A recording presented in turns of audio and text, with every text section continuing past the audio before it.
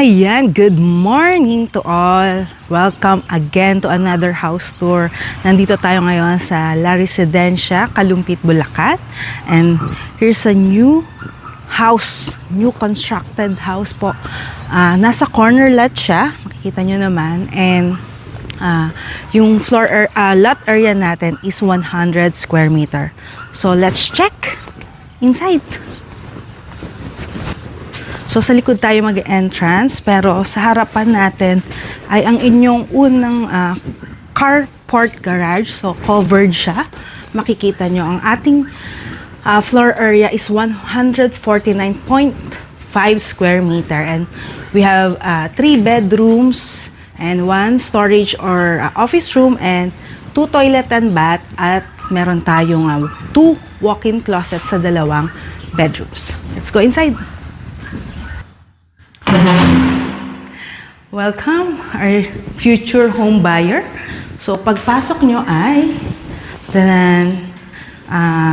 small living area.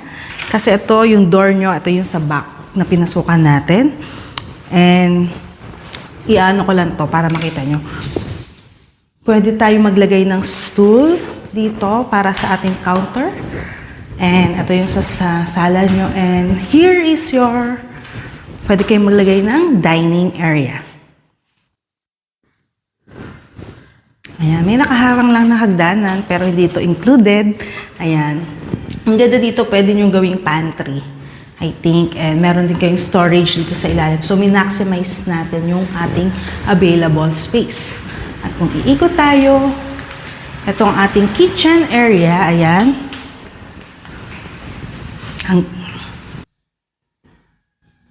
Ayan, so meron na tayong cabinet, ayan, di ba? Oh.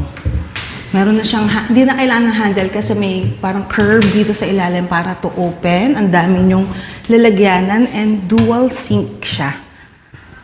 And look at this prep area ninyo, ang laki. So habang kumakain yung kids nyo or ano, dito kayo nagpe-prepare. Like that. And here naman ang ating common toilet and bath para sa inyong guests at sa isang bedroom dito sa baba. Yan. Complete naman siya. Yan. May shower na rin, may harang na rin ang ating shower at meron din tayong yan.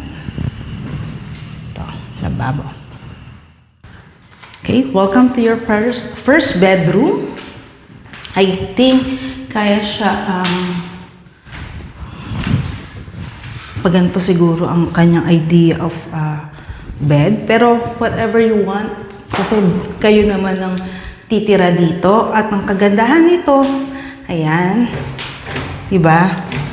Meron daan dito sa likod at meron kayong mini tambayan area sa labas. Diba? Ang ganda. And minsan kung late kayong nauwi, yung mga anak nyo, pwedeng dito na lang sila dumaan at matulog. Hindi sila makakapag-istorbo.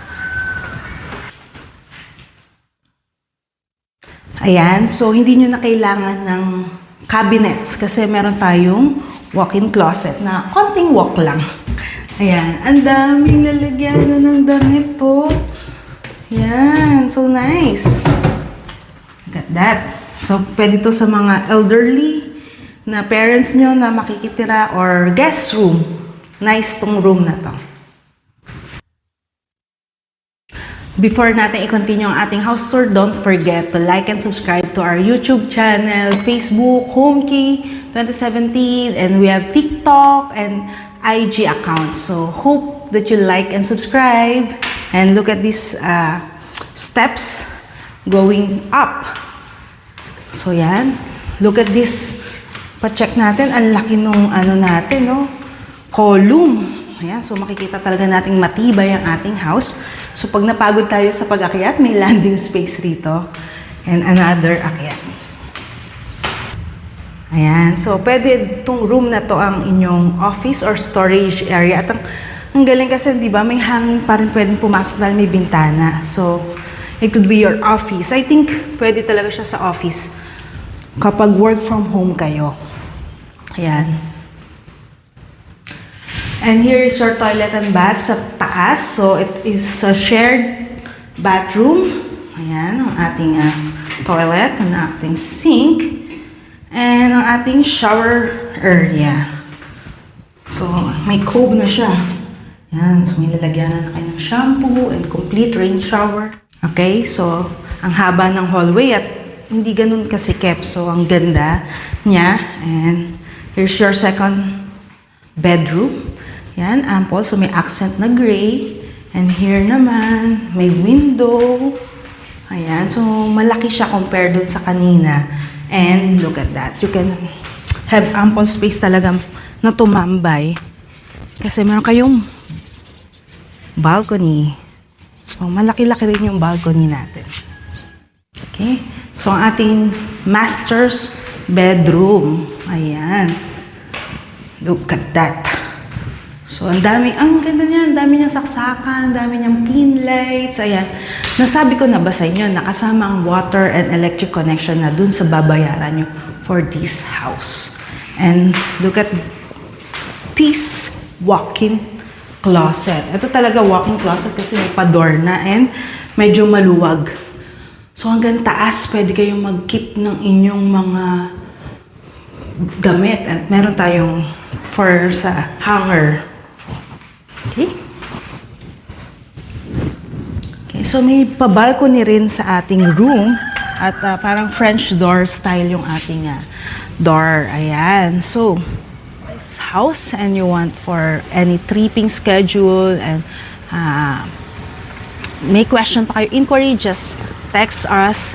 Available sa Viber or WhatsApp ang aming contact number or PM us sa mga social media account namin. Thank you and God bless.